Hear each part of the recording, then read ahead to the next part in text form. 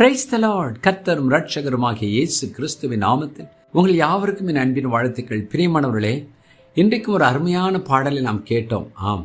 நாம் தேவனுடைய சமூகம் நம்மோடு இருக்க ஒவ்வொரு நாளும் நாம் தேவனிடத்தில் வாஞ்சியாய் கேட்க வேண்டும். அதற்காக நாம் தேவனை நிர்பந்திக்க வேண்டும். பிரியமானவர்களே, பக்தனாகிய மோசே அப்படித்தான் ஜெபிக்கிறார். யாத்திரா புஸ்தகம் 33 அதிகாரம் 15 பாருங்கள். அப்பொழுது அவன் அவரை நோக்கி, உம்முடைய சமூகம் என்னோடு கூட செல்லாமல் போனால் எங்களை இவ்விடத்திலிருந்து கொண்டு போகாதிரும் என்று சொல்லி தேவனிடத்தில் வலுக்கட்டாயமாய் அவருடைய பிரசன்னத்துக்காக ஜெபம் பண்ணுகிறார்.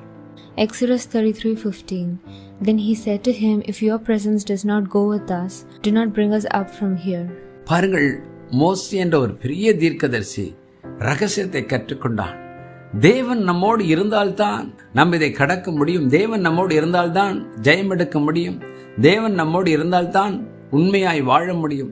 தேவன் நம்மோடு இருந்தால்தான் நாம் சத்துருவை மேற்கொள்ள முடியும் என்கிற ஒரு சத்தியத்தை இருதயத்தின் ஆழத்தில் கொண்டதினால், ஆண்டவரே, நீர் இல்லாத இடத்தில் நான் இருக்கக்கூடாது, நீர் இருக்கும் இடத்தில் நான் இருக்க வேண்டும், நீர் என்னோட வர வேண்டும், நீர் என்னோட வராவிட்டால் இந்த இடத்தை விட்டு நான் நகரமாட்டேன் என்று சொல்கிறார். இன்றைக்கு இந்த வார்த்தைகளை கேட்டுக்கொண்டிருக்கிற தேவ ஜனமே, ஆண்டவரை பார்த்து நாம் கூட அப்படித்தான் ஜெபம் பண்ண வேண்டும். ஏசப்பா, நீர் என்னோடு கூட இரும், நீர் என்னை விட்டு விலகி விடாதிரும், நான் பள்ளிக்கு செல்கிறேன், என்னோடு வாரும், நீர் இல்லாமல் நான் தனியே போகக்கூடாது, நான் கல்லூரிக்கு செல்கிறேன், வேலை ஸ்தலத்துக்கு போகிறேன், ஊழியத்துக்கு போகிறேன், என்னோட வாரும் என்று சொல்லி மோசே போல தேவனை வருந்தி அழைக்க வேண்டும். பிரியமானவர்களே, என் உள்ளத்தை அசைத்து வரும் வசனம், ஏசப்பா உயிர்த்தெழுந்த போது தன் சீடர்களுக்கு அதிகாரம் கொடுக்கிறார்.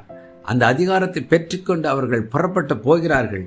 என்ன நடக்கிறது? மார்க் எழுதின சுவிசேஷம் 16 அதிகாரம் 20 இப்படியா சொல்கிறது, அவர்கள் புறப்பட்டு போய் எங்கும் பிரசங்க பண்ணினார்கள். கர்த்தர் அவர்களுடனே கூட கிரியை நடப்பித்து அவர்களால் நடந்த அடையாளங்களினாலே வசனத்தை உறுதிப்படுத்தினார்.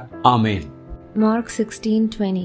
And they went out and preached everywhere, the Lord working with them and confirming the word through the accompanying signs. Amen.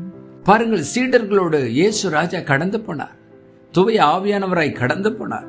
கர்த்தர் அவர்களுடனே கிரியை நடப்பித்தாராம். அவர்களோடு கூட கர்த்தரும் இணைந்து ஊழியம் செய்தாராம். இன்றைக்கு கூட ஒரு ஊழியத்துக்கு செல்லும் போது இயேசுவோடு போவோம், வேலை ஸ்தலத்துக்கு இயேசுவோடு போவோம், குடும்பத்தை நடத்த இயேசுவோடு போவோம். இயேசு இரட்சகர் இல்லாத ஒரு இடத்திற்கு நாம் இருக்க வேண்டாம்.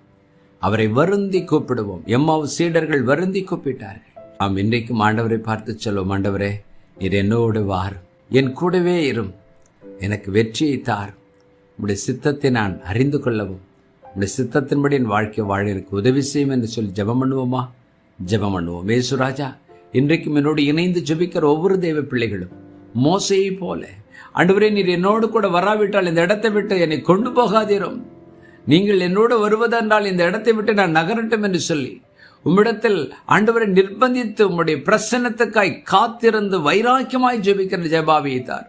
அநேக நேரங்களில் நம்முடைய பிரசன்னம் இல்லாமல் நாங்கள் போய் சிக்கிக் கொள்கிறோம், தோல்வி அடைகிறோம். ஆண்டவரை, நீ அப்படி நடக்கக்கூடாது.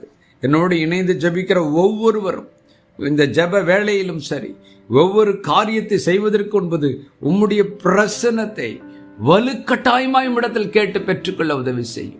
இயேசுவின் நாமத்தில் பிதாவே, ஆமென்.